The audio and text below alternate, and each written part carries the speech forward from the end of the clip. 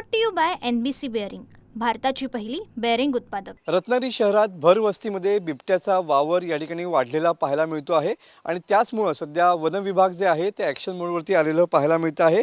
बिबट्याला पकडण्यासाठी आता शहरामध्ये रत्नागिरी शहरामध्ये या ठिकाणी पिंजरे लावलेले पाहायला मिळत आहेत.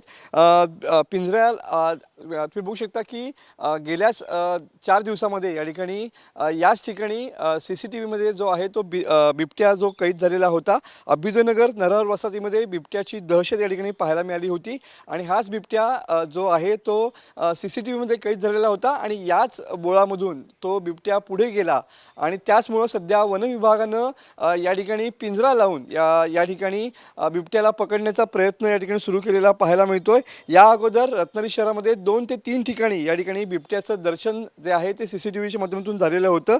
मात्र हे खुलेआम वावरत असलेल्या बिबट्यामुळे सध्या शहरामध्ये भीतीचं वातावरण आहे आणि त्याचमुळे सध्या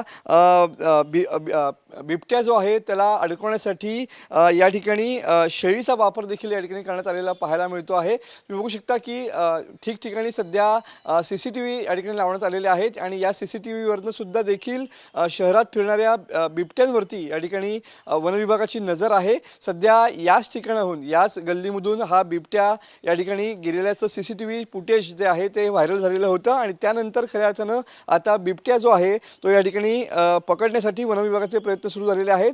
शेळीचा वापर या ठिकाणी केलेला पाहायला मिळतो. तुम्ही बघू शकता की हा जो पिंजरा आहे इथून समजा जर बिबट्या आतने गेला तर हा पिंजरा खाली पडू शकतो आणि त्याच्यामध्ये बिबट्या अडकू शकतो. मात्र या ठिकाणी बकरी जी आहे ती पूर्णपणे सुरक्षित राहू शकते. अशा प्रकारची व्यवस्था या ठिकाणी वन विभागाने केलेली पाहायला मिळते. सध्या शहरात ठिकठिकाणी बिबट्याचं दर्शन होत आहे आणि याच बिबट्याला पकडण्यासाठी सध्या वन विभाग ॲक्शन मोडवरती आलेला पाहायला मिळतोय.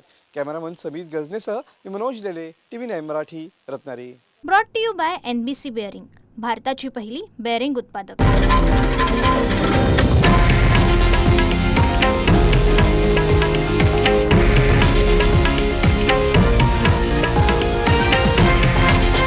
हे आहे देशातील नंबर 1 न्यूज नेटवर्क आणि आपण पाहत आहात TV9 मराठी, एकमेव.